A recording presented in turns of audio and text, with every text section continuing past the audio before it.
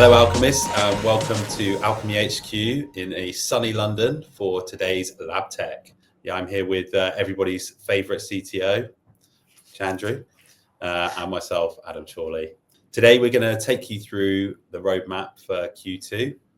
We're going to give you some details on what's happening and why we're doing it and what that's going to mean for the community at large. So let's get to it, I guess. Let's get to it.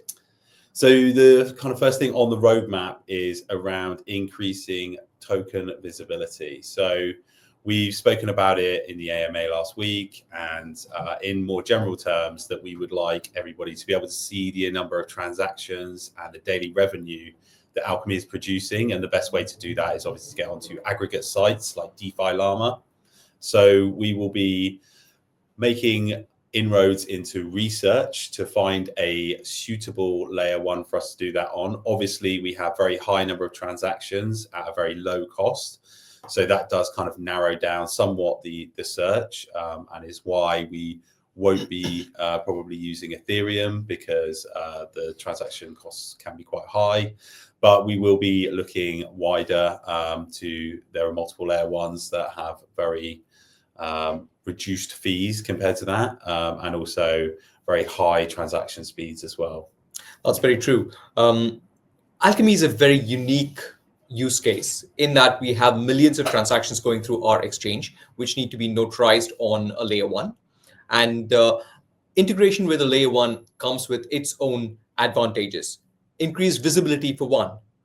Security is another one, where we are now going to be notarizing all of our transactions in some rolled up format onto a layer one, which means that there is security and there is additional decentralization as well. And all of these are very, very positive things for the ecosystem at large. So we are unique in the number of transactions that we are going to be posting onto any layer one. And also the value of each of these transactions is quite minute. As we were saying in one of our earlier sessions, with a $5 CPM, we're looking at each impression being about half a cent, which is not a great deal of financial value associated with each transaction.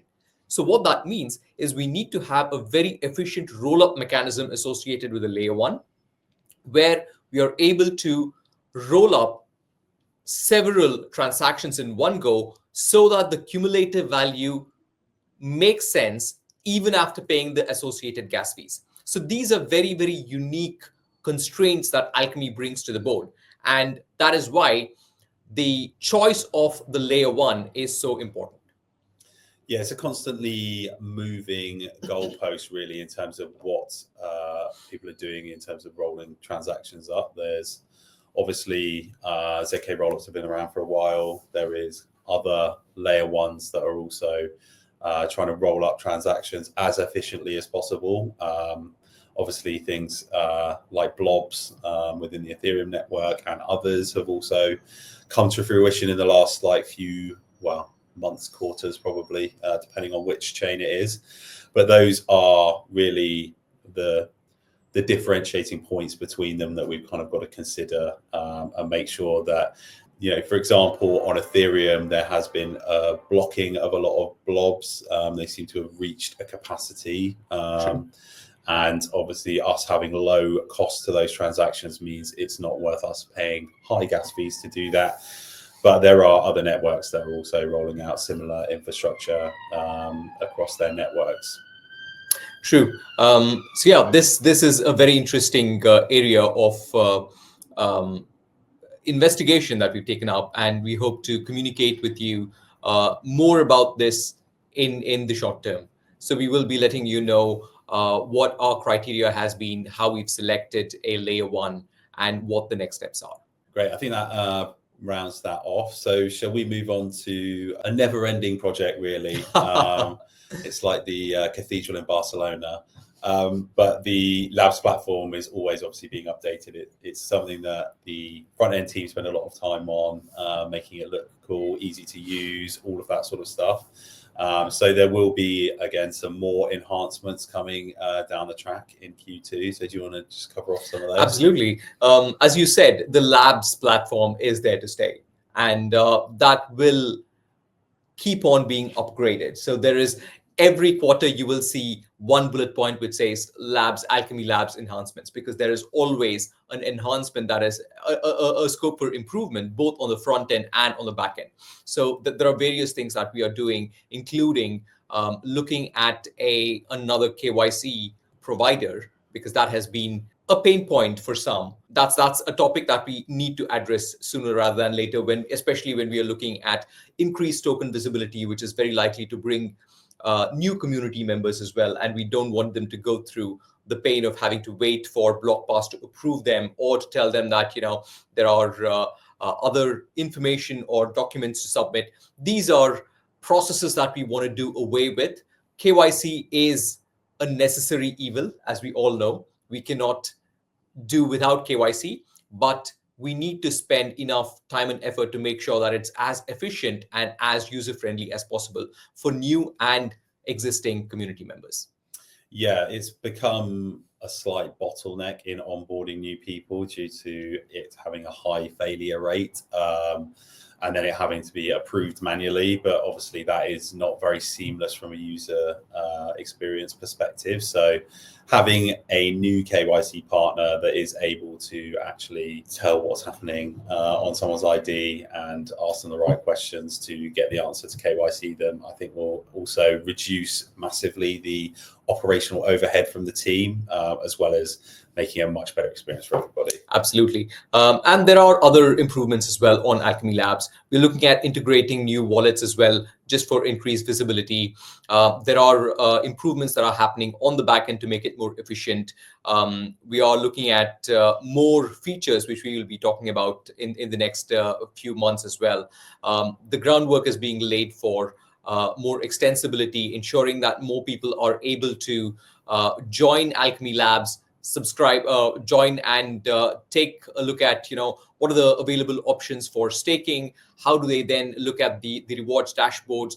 How can they access rewards for validators, and then the staking pools and so on? So there's a lot that we are trying to bring in terms of visibility of the project on Alkimi Labs. Yeah, I think it's a case of not all wallets are made equal, and so some of the functionality doesn't necessarily work as expected. So getting into it and trying to fix those bugs is obviously very important. Absolutely. Okay, I guess the next few points are going to be around the DSA, which is obviously a very large project for us, but is also a really big area of differentiation for us because, again, like wallets, all DSAs are made differently and they have different functionalities and different end user goals. So obviously they also carry an extra burden of cost on the customer. So us building our own DSP platform that will have AI agent on the front, so it's being called a DSA, means that we will be able to take those costs away from buyers and publishers, again, bringing everything back down to our fee structure. We have recently kind of seen that a lot of DSPs are increasing their fees. There are fees that are not necessarily very open. So people don't even know they're being charged it, but we are able to return more of the value to the publisher, get more advertising dollars being spent for marketeers, and by creating the DSA and having it being as user-friendly as possible, we're just making it possible for more dollars to be onboarded onto Alkimi Exchange. That's very true, Joe. There are multiple aspects to this series of bullet points. One is we are an ad tech company, and even though all of our products are built on the Web3 rails, the ad tech product is the core product, which is what brings in external liquidity into the project. So we need to ensure that the ad tech side of the business is as efficient as possible, is as seamless for clients as possible, is delivering the maximum amount of value to the publishers, media agencies, brands that we work with. And in this, we are looking at what the pain points are for all of our clients, publishers, demand side partners, media agencies, brands, and so on. Especially on the demand side, creation of a campaign has become quite cumbersome.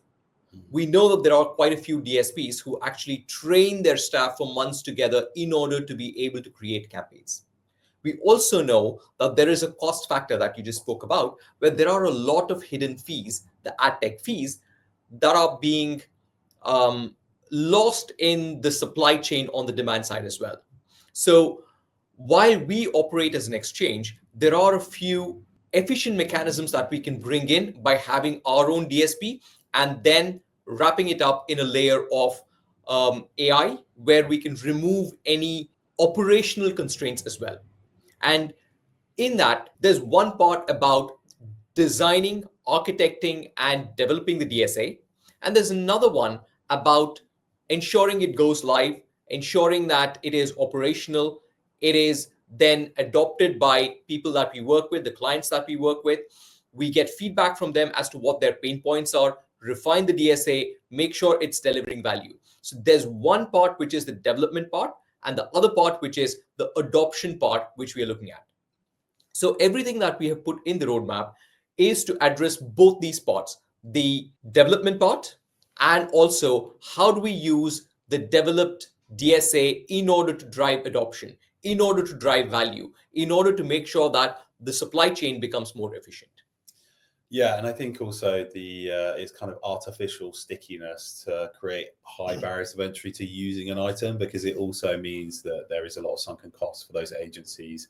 So therefore, them using a new platform becomes more difficult, or they're quite reticent to let go of a platform that they are used to using. So placing an AI agent on the front definitely like reduces that barrier to entry. And also just kind of makes it a lot better user experience. And, you know, it takes away another cost of having to build a very extensive UI, which obviously, again, can be right or wrong. There are right and wrong ways to do it. And, you know, I've seen some pretty horrendous front ends when working with different ad tech vendors. So there's probably some of the most boring software you could possibly use. So by having at least a chat function and making it a lot more user friendly, we might bring some light into some media planners' lives a bit. Absolutely. So if you were to look at what the pain points are, number one is the inertia.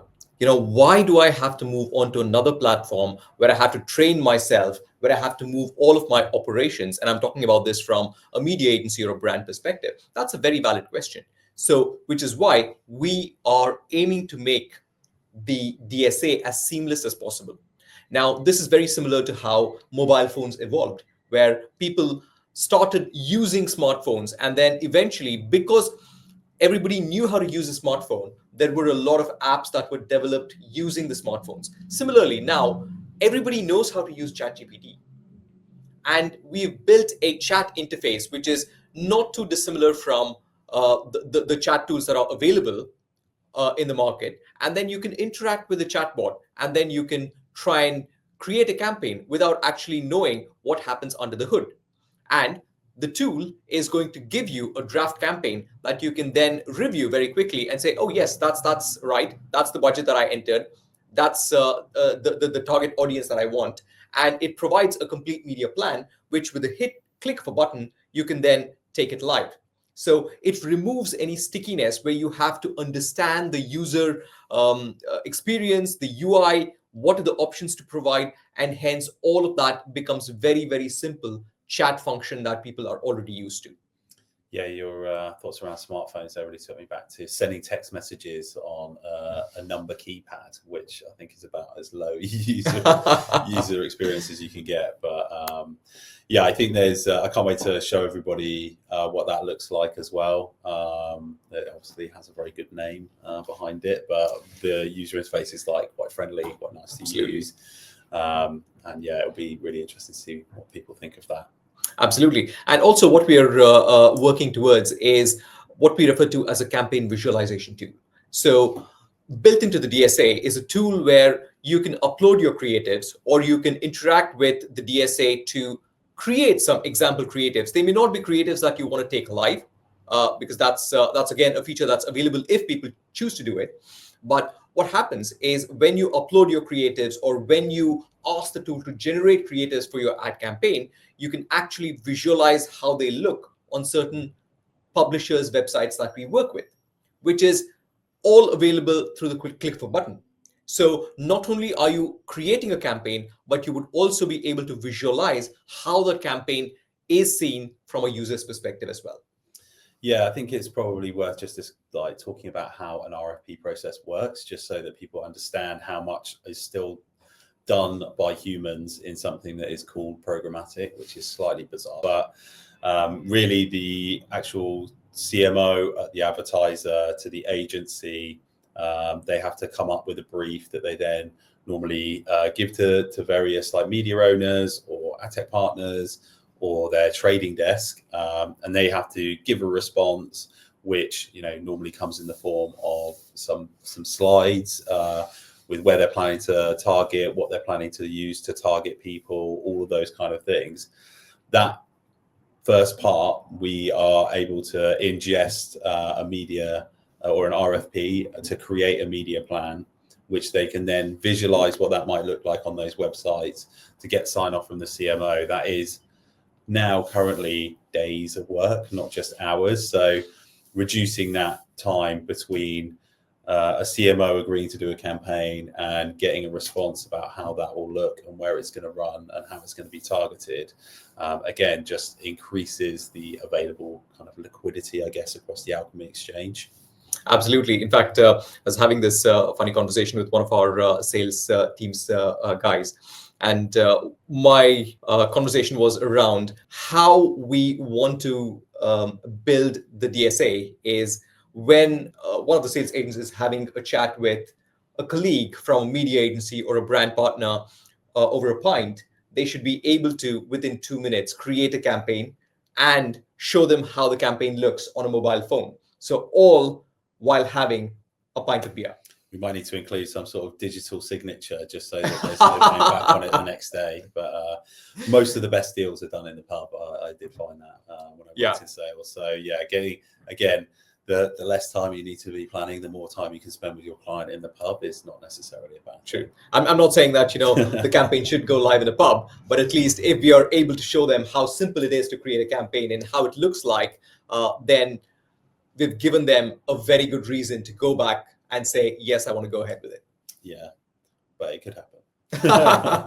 This is something that we've already spoken about, where the chatbots, again, the chatbots aren't just open chatbots. We have a lot of security around them. We have the whole concept of authorization built into the chatbots because we will be working with multiple media agencies. We don't want any conflict between campaigns created by one media agency and the other. So there's a lot of thought that is being put into the design and the architecture of the chatbots itself. We want to make sure that people from a certain organization have visibility to a certain number of campaigns. There's a whole hierarchy of structure that needs to have visibility of the campaigns that are being created. There are multiple roles as well. Like, for example, somebody may come from a sales background, somebody from an operational team, somebody from finance, and each of them may be within the same media agency and have different perspectives of the campaign that are being generated. So we have put a lot of thought into the role-based access control as well, so that the chatbot works as it should functionally, while also providing the necessary level of information based on authorization. That's something that is very important. And in keeping with that, we also have very rapid campaign creation time. So there are a set of information that can be gleaned through whatever text is being input by the sales engineer. It could be very simple, saying that, here's my product, this is what it does, this is the amount of budget I have, this is the geography that I want to advertise it in, and so on and so forth. And if there's any key bits of information that's missing, the chatbot would prompt them for that information, and then it will provide a media plan and a draft campaign that they can then take live. So it shouldn't take more than 10, 15 minutes max. That's probably the maximum amount of time that I would think it should really take. Time taken, less time than it takes to finish a pint of beer. Yeah, well, there you go. I mean, I think it's interesting to think about stickiness again when it's like how people use a certain platform and they've been using it for a long time, and it means that they're probably less likely to switch. But having that agent and that chatbot that has specific information about how that media agency buys media, and putting that across multiple teams as well, you can actually enforce best practice across different teams, which is very difficult to do now. It's very labor intensive to make that happen. But also to have that information stored in an agent means that, again, it creates stickiness because it becomes a bit of a database of how they book campaigns. And that in itself, for an agency, a lot of that is kind of IP to them. True. They have different techniques that they use. Those are the things that they pitch into clients in order to win different clients' budgets for fixed periods of time. So having that within an actual buying platform allows for a lot stickier experience across a complete agency. The people will be it'll make it a lot easier for people to use, essentially. And yeah, having worked in AdOps, I can tell you that saving that much time on setting up a campaign would be absolutely brilliant.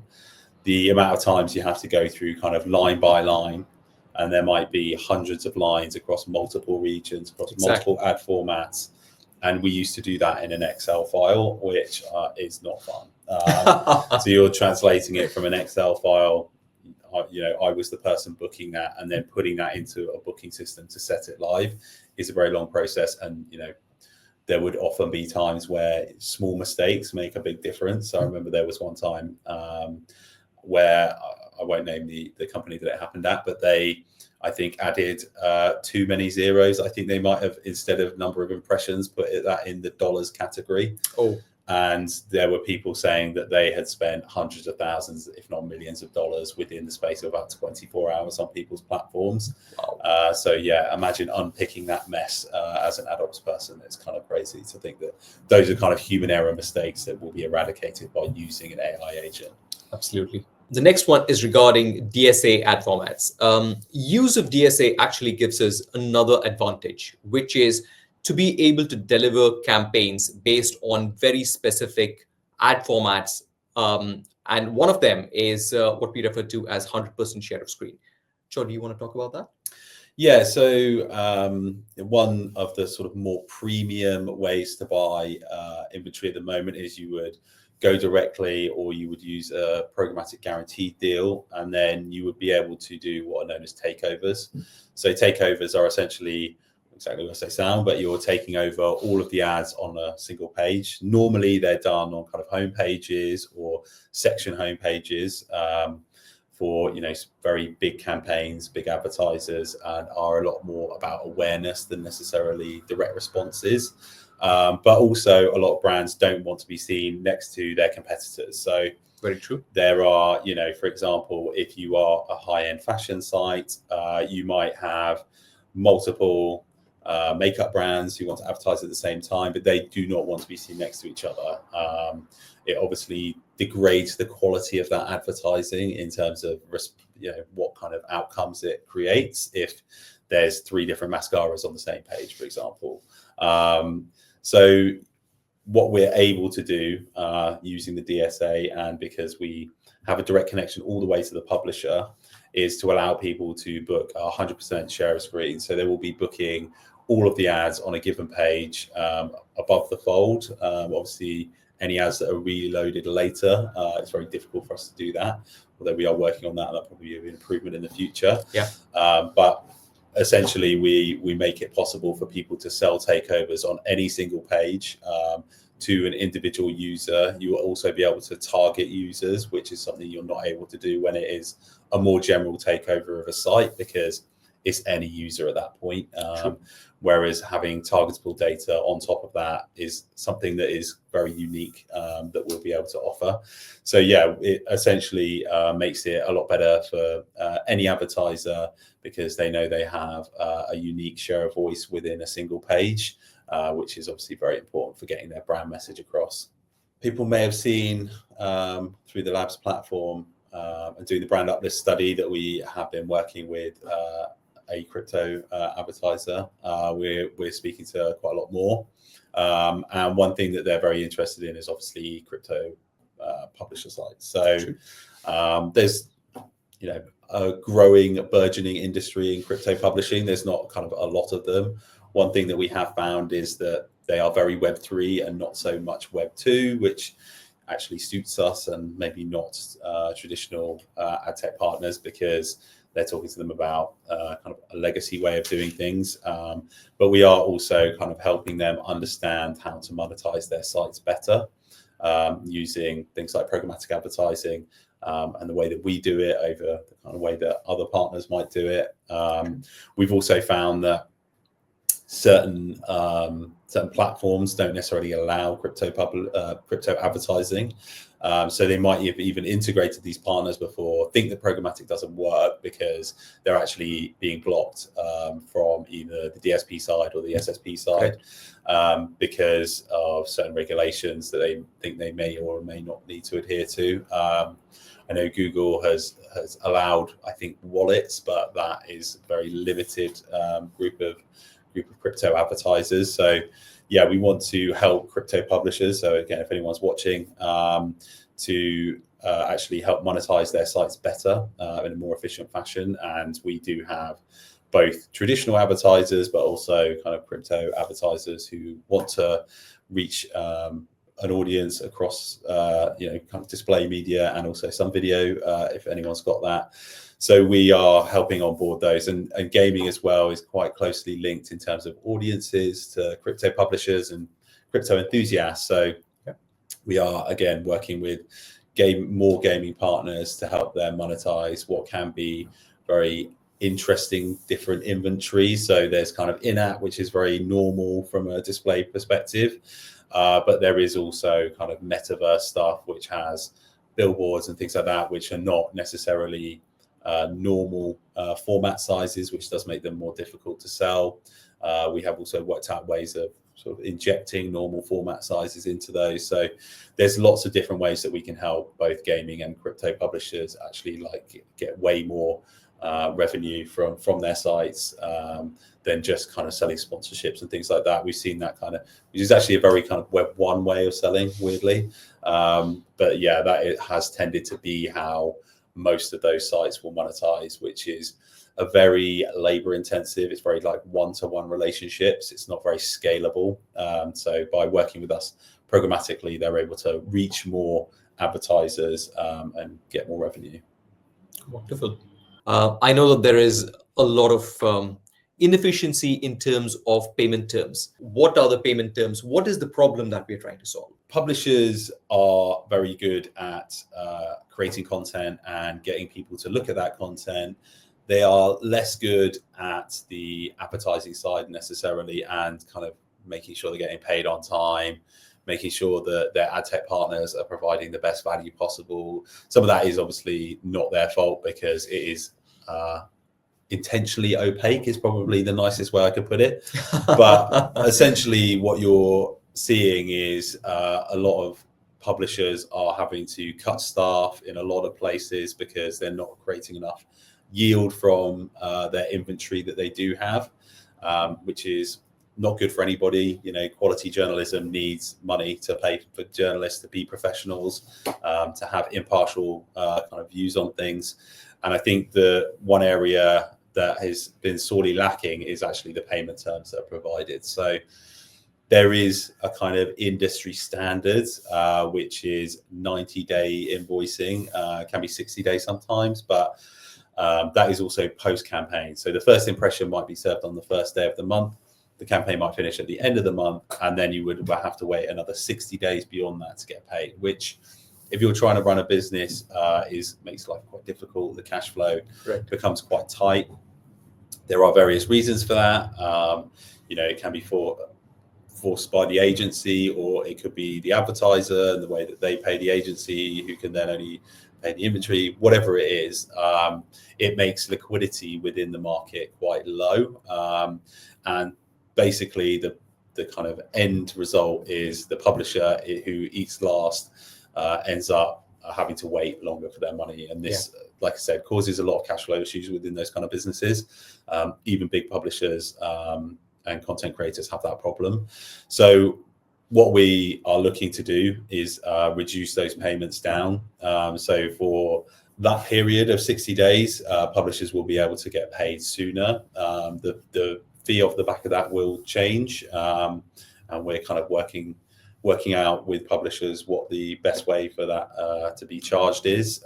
But essentially, we have a lot of a verbal agreement with a lot of publishers already that this is something that they are very interested in using. So we hope that will, provide better liquidity on our exchange. So again, it will make us stickier with those publishers. It will make us more likely to get the better inventory from those publishers. We might even be able to kind of push out other ad tech providers because we have better payment terms and we're bringing them more cash. And it will, again, help just bring more buying onto the platform, essentially. Absolutely. And this is very, very important from my perspective, because, I know we've spent a lot of time talking about the DSA itself, which is bringing in more efficiency on the demand side. But the demand side needs supply, which is ad inventory, in order to deliver those campaigns.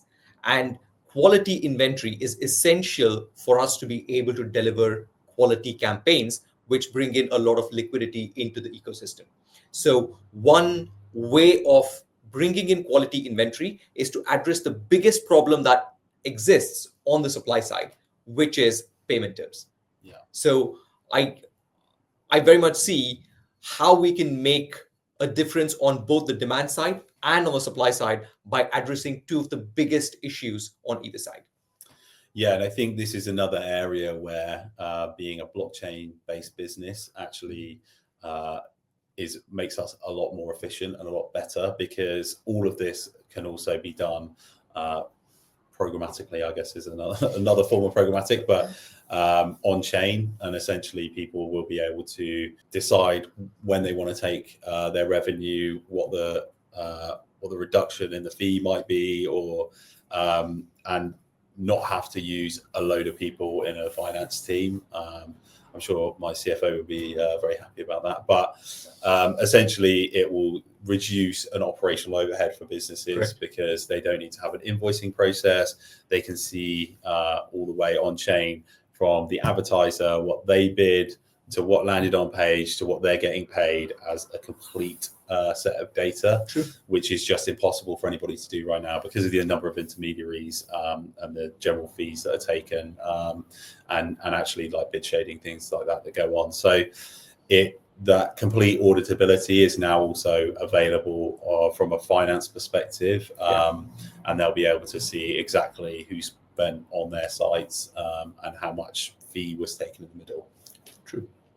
It's wonderful. So it addresses issues on both sides, which is, along with the first point that we spoke about, which is increasing token visibility, covers all three aspects: improvements on the supply side, improvements on the demand side, and improvements within, which is by making our own system more efficient by posting transactions onto a layer one, getting more visibility. So that is actually looking at addressing everything end to end, all the way from supply side to demand side. Yeah, I think it's one of the underrated kind of features of blockchains is the killer application so far for cryptocurrencies and blockchains has actually been stable coins. And stable coins are the best way to make payments. Everybody can see that who's ever interacted with any stable coin to send money to anywhere. That is infinitely faster than a bank, than a money transfer system, than virtually any other form of payment. So bringing that into what is currently a kind of quite murky and dark system where people don't have visibility over even what's being spent on their site, what the bid was and all that kind of information that is not available to them. And then also adding that kind of efficiency layer from a financial tracking point of view, it makes the whole thing transparent rather than just, who spent what where. We're also kind of making it financially visible and a lot easier to use as well. Absolutely. So which is financial transparency along with data transparency and auditability. Yeah, exactly. Perfect. Thank you. Brilliant. Well, I think that is a conclusion for the roadmap for Q2. I hope everybody is more enlightened about what's coming over the next quarter. We will be doing more lab techs as well, just to talk everybody through those finer points as well. But yeah, I think that wraps it up. Thank you, and keep safe. Take care. See you. Thanks, everyone.